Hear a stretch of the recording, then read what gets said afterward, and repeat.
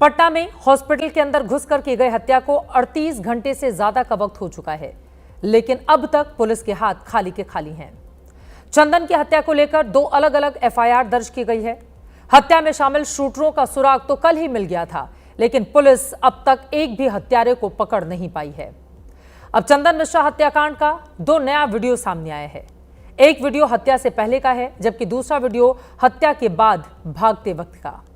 दोनों वीडियो की टाइमिंग को लेकर हमने मिनट टू मिनट पड़ताल की है। 7:15 पर सभी शूटर अस्पताल के भीतर घुसते हैं और सुबह 7:25 पर सभी बाइक पर सवार होकर भागते हुए नजर आते हैं। अपराधी जिस रास्ते से गए थे उसी रास्ते से वापस लौटते हैं। सुबह 7:13 का वक्त है जब गली में लगे सीसीटीवी कैमरे में सभी बदमाश कैद होते हैं। सबसे आगे हेलमेट पे चेहरा छिपाए एक छठे आरोपी के साथ शूटरों का सरगना तौसीफ बादशाह नजर आता है। इस शूटआउट में छठे बदमाश का वीडियो पहली बार सामने आया है। थोड़ी देर बाद पीछे से बाकी चारों शूटर भी टोपी लगाए वहां पर पहुंच जाते हैं। फिर हेलमेट वाला बदमाश इशारा करके रेकी के लिए आगे चला जाता है और बाकी शूटरों को तौसीफ अपने प्लान के बारे में बताता है। इसके साथ पांचों हॉस्पिटल की ओर एक साथ आगे की ओर बढ़ते हुए तस्वीरों में दिखाई देते हैं। इसके बाद का वीडियो कल आप जनहित में देख चुके हैं। पांचों शूटर पारस हॉस्पिटल की दूसरी मंजिल पर पहुंचकर सीधे कमरा नंबर 209 में दाखिल होते हैं। अंधाधुंध गोलियां बरसाकर चंदन मिश्रा नाम के गैंगस्टर की हत्या कर देते हैं, आराम से निकल जाते हैं। पुलिस सूत्रों के मुताबिक रिश्तेदार के इलाज के बहाने तौसीफ ने पिछले दिनों अस्पताल जाकर रेकी की थी। कल इमरजेंसी गेट से एंट्री करते वक्त सुरक्षा कर्मियों ने सबको रोका था। बाद में तौसीफ सभी को ओपीडी के रास्ते 2nd फ्लोर पर लेकर जाता है। कमरा नंबर 209 अंदर से खुला था, लिहाजा शूटर आराम से अंदर दाखिल हो गए। अब जो जानकारी सामने आई है उसके मुताबिक चंदन मिश्रा के साथ 2 और लोग कमरे के भीतर मौजूद थे। शूटरों ने सिर्फ चंदन को ही निशाना बनाया। दुर्गेश नाम के सहयोगी को छिपने की कोशिश में चोट लग गई, जबकि तीसरी गोली चलते ही बाथरूम में तीसरा व्यक्ति छिप गया था। शूटरों को सिर्फ चंदन को गोली मारने का आदेश दिया गया था, लिहाजा सबने सिर्फ उसी पर गोलियां बरसाई। 15 खोखे पुलिस को कमरे से मिले हैं। इसके बाद तेजी से बदमाश भागते हुए बाहर निकले। 2 बाइक पर 3-3 की संख्या में सवार होकर शूटर गली से भागते हुए कैमरे में कैद हैं। लेकिन ये जो तस्वीरें सामने आई हैं वो बिहार में कानून व्यवस्था को न सिर्फ खुलेआम चुनौती है, बल्कि पुलिस को, प्रशासन को और सरकार को मुंह चढ़ा रही हैं। पहली बाइक पर जो 3 शूटर सवार हैं उनमें से एक जो बीच में बैठा हुआ है उसको देखिए। दोनों हाथ फैलाकर व्यवस्था को चुनौती देता है। बाकायदा एक हाथ में कट्टा है जिसे लहराता हुआ दिखाई देता है। वीडियो देखकर लग रहा है कि वो कुछ नारे भी लगा रहा है। इस वीडियो को देखकर उस वक्त रास्ते से गुजरने वाला हर कोई डर गया था, सहम गया था। खुलेआम हथियार लहराकर दहशत पैदा करने की ये तस्वीरें 90 के दशक के बिहार की याद दिलाती हैं। गैंग्स ऑफ वासेपुर फिल्म का एक सीन देखिए जिसमें बाइक पर सवार होकर 3 अपराधी वारदात को अंजाम देने जाते हैं। ठीक उसी तरह से रियल लाइफ में भी 3 बदमाश बाइक पर सवार हैं, हथियार लहराते हुए कैमरे में कैद हैं। रील और रियल लाइफ में कोई फर्क दिखाई नहीं देता। अमूमन ऐसी तस्वीरें फिल्मों में ही दिखती हैं, लेकिन ये फिल्म नहीं, असली तस्वीर है, और वो भी मौजूदा बिहार की। इस तरह से इस हत्याकांड के 3 वीडियो सामने आए। पूरा सीक्वेंस पुलिस को मिल चुका है, बावजूद इसके अपराधी हाथ नहीं आए। जो जानकारी पुलिस को मिली है उसके मुताबिक तौसीफ सहित 3 शूटर पटना के फुलवारी शरीफ के रहने वाले हैं। 2 बदमाश बक्सर के, लेकिन हेलमेट वाले छठे अपराधी की पहचान अभी सामने नहीं आई है। तौसीफ पटना में एक राजनीतिक दल से जुड़ा हुआ है। इसके पिता की हार्डवेयर की दुकान है, जबकि मां सरकारी शिक्षक है। सवाल यह है कि तौसीफ सुपारी किलर है या फिर अपना गैंग खड़ा करने के लिए उसने अस्पताल में जाकर शूटआउट को अंजाम दिया। पुलिस कुर्की जब्ती की तैयारी में इस वक्त लगी हुई है। लोग रात जग करके पुलिसकर्मी, officer, senior officer, senior SP, IG Patna सब उसको पहचान करके उनको गिरफ्तार करने के लिए कार्रवाई कर रहे हैं। शूटर्स में से हम बोल सकते हैं कि शीघ्र ही आपको नजर आएगा, जिसकी पहचान हुई है उस पर कार्रवाई हो जाएगी। अटैचमेंट ऑफ प्रॉपर्टी के लिए हम लोग मूव कर रहे हैं लगातार। साथ ही साथ जो लोग हमको मालूम है कि वो लॉजिस्टिक सप्लाई दिए हैं, रहने का जगह दिए हैं, गाड़ी दिए हैं, और भगाने का काम किए हैं उन पर भी हम कार्रवाई शुरू कर रहे हैं। बिहार के एडीजी को आपने सुन लिया। वहीं पटना के हॉस्पिटल हत्याकांड में 3 अहम किरदार हैं। किरदार नंबर 1 चंदन मिश्रा, जिसकी हत्या हो गई। किरदार नंबर 2 तौसीफ बादशाह, जिसने हत्या की है। और किरदार नंबर 3 ओंकार नाथ सिंह उर्फ शेरू, जिस पर हत्या करवाने का शक है। शेरू अभी पुरुलिया की जेल में है। चंदन और शेरू कभी दोस्त हुआ करते थे। एक साथ दोनों ने अपराध को अंजाम देना शुरू किया था, लेकिन पिछले कुछ समय से दोनों के रिश्ते खराब हो गए थे। रिश्तों में खटास पड़ गई थी। ऐसे में पुलिस को शक है कि शेरू ने ही तौसीफ के जरिए चंदन की हत्या करवाई है। वैसे पुलिस को अभी तक शेरू और तौसीफ के डायरेक्ट कनेक्शन का कोई सूत्र नहीं मिला है। तौसीफ और बादशाह सोशल मीडिया पर बहुत ज्यादा एक्टिव है, रील बनाने का शौकीन है। सूत्रों की माने तो हाल ही में इसने कॉन्ट्रैक्ट किलिंग का काम शुरू किया। यही वजह है कि तौसीफ का पुराना कोई बहुत बड़ा क्राइम रिकॉर्ड पुलिस के पास नहीं मिला। जिस तरह से तौसीफ ने कैमरे पर हथियारों का प्रदर्शन करते हुए बिल्कुल फिल्मी अंदाज में वारदात को अंजाम दिया, उसे देखकर यही लगता है कि इसने लाइमलाइट में आने के लिए यह तरीका अपनाया। यूट्यूब, फेसबुक, इंस्टा पर इसके अकाउंट हैं, जहां सैकड़ों वीडियो इसने खुद ही अपलोड कर रखे हैं। वीडियो के साथ जिस तरह की शेरो शायरी का प्रयोग तौसीफ करता है, उसमें से कुछ लाइनें आपको बता देती हूं। तौसीफ बादशाह की ओर से लिखा गया है, मैं दिया हूं, मेरी दुश्मनी तो सिर्फ अंधेरे से है, हवा तो बेवजह मेरे खिलाफ बहती है। मिलकर बैठे हैं जुगनू सारे, मुद्दा यह है कि सूरज को कैसे हटाया जाए। कुछ तो बात होगी लाला, यूं ही आधे शहर की नजर में नहीं खटकते हम। वर्चस्व कोई परंपरागत वस्तु नहीं है, यह अपने दम पर कमाया जाता है। यह सब उसने लिखा हुआ है, रील वाला गैंगस्टर। अगली लाइन बता देती हूं, मेरी हिम्मत को परखने की गुस्ताखी ना करना, पहले भी कई तूफानों का रुख मोड़ चुका हूं। तौसीफ बादशाह को आप रील वाला गैंगस्टर भी कह सकते हैं। इसका कनेक्शन किन किन बदमाशों से है, अभी इस पर खुलासा होना बाकी है। तौसीफ ने जिस अंदाज में हत्याकांड को अंजाम दिया, कभी उसी अंदाज में चंदन भी हत्या को अंजाम दिया करता था। चंदन चलती बाइक से गोलियां चलाता, ऐलान करके मर्डर करता। तौसीफ ने भी कैमरे पर मर्डर किया। हथियार लहराते हुए उसके शूटर बाइक से उसके साथ फरार हो गए। अब जो बातें सामने आ रही हैं, उसके मुताबिक शेरू और चंदन का पैसों को लेकर विवाद तो हो ही गया था। शेरू को लग गया था कि चंदन अब उसके लोगों की खबर पुलिस से लीक कर रहा है। शेरू के कुछ शूटर हाल ही में मारे भी गए। माना जा रहा है कि हत्या की ये वजह हो सकती है। फिलहाल 35 घंटे से ज्यादा का समय बीत चुका है। पुलिस के हाथ खाली के खाली हैं। पुलिस शेरू से पूछताछ की प्लानिंग में भी इस वक्त लगी हुई है।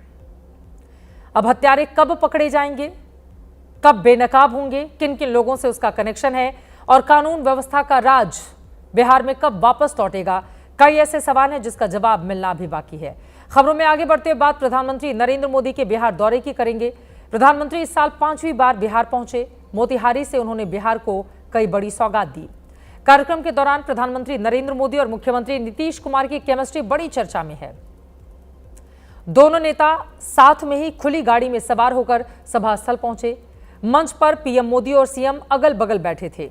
नीतीश जब मंच से अपना भाषण खत्म करने वाले थे, तब उन्होंने सभा स्थल पर मौजूद लोगों से खड़े होकर प्रधानमंत्री का स्वागत करने के लिए कहा। नीतीश कुमार का वो अंदाज आपको जरूर देखना चाहिए। और आप जान लीजिए कि कितना ज्यादा काम ये कर रहे हैं, तो ये बहुत बात है। इसके लिए आप सब लोग एक बार खड़ा होकर के उनका नमन करिए। खड़ा हो, सब खड़ा होकर के उनका नमन करो। तो इसीलिए बहुत अच्छा आपने काम किया। अब बहुत बहुत बधाई है आपको, बहुत बहुत धन्यवाद। भाषण देकर जब नीतीश वापस अपनी कुर्सी पर लौटे तो पीएम ने हाथ मिलाकर उनका धन्यवाद किया। और इस दौरान मोदी और नीतीश के बीच बातचीत की जो तस्वीर दिखी, वो तस्वीर अब वायरल है। नीतीश दोनों हाथों से पीएम मोदी को कुछ समझा रहे थे। प्रधानमंत्री भी मुस्कुराते हुए मुख्यमंत्री की बातें गौर से सुन रहे थे। नीतीश क्या कह रहे थे ये तो नहीं पता, लेकिन दोनों के सहज अंदाज को देखकर आप इनके संबंधों का अंदाजा लगा सकते हैं। इसके बाद पीएम मोदी ने विकास योजनाओं का शुभारंभ किया और जब मंच पर भाषण देने पहुंचे तो लालू राबड़ी राज को लेकर फिर से निशाना साधा। हालांकि पीएम के आज के भाषण से जंगल राज जैसे शब्द गायब थे। आरजेडी और कांग्रेस के राज में गरीब को ऐसे पक्के घर मिलना असंभव था।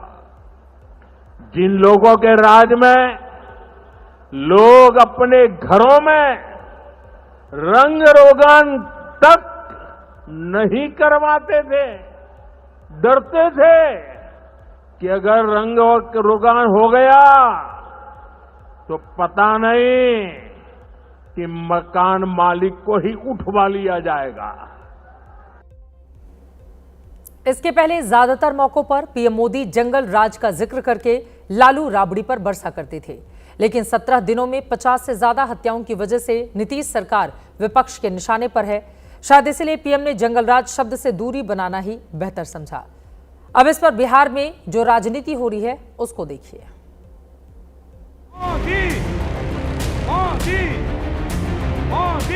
कि जंगल राज की उपमा हमारे दौर को किसने दी थी? बहरहाल कैसे कोई जंगल राज की बात करेगा जबकि महाजंगल में बिहार के निवासी प्रतिदिन जी रहे हैं। किस मुंह से प्रधानमंत्री जंगल राज की बात करेंगे? बिहार में कानून व्यवस्था सरकार के हाथ से फिसल चुकी है। एक भूमि माफिया, दूसरा शराब माफिया और तीसरा बालू माफिया, इनके इशारों पे सरकार चल रही है।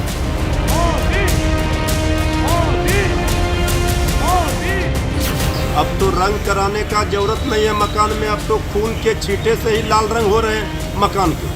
कहीं भी कोई किसी को गोली मार दे रहा है। ये लोग घर रंगने से डरते थे, पुताई नहीं करते थे। अब राजनीति में ऐसा पुताई किया लालू राज का कि मुंह पर राजनीति का कालिक पुत गया। अब अस्थाई बेदखल हो गए बिहार में। बिहार के बाद प्रधानमंत्री मोदी पश्चिम बंगाल पहुंचे। बिहार के बाद जिन 5 राज्यों में चुनाव होने हैं उनमें पश्चिम बंगाल भी शामिल है। बंगाल विधानसभा चुनाव में भले ही अभी काफी वक्त बाकी हो, लेकिन पीएम मोदी ने दुर्गापुर से जो शब्दबाट छोड़े हैं उसने बंगाल में चुनावी बिगुल फूंक दिया है।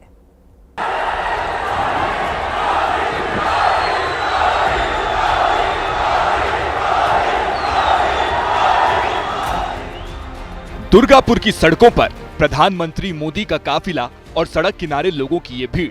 कोई प्रधानमंत्री की तस्वीर लिए खड़ा था, कोई हाथ हिलाकर पीएम की नजर में खुद को कैद करना चाहता था, तो कोई प्रधानमंत्री की एक झलक के लिए बेताब था।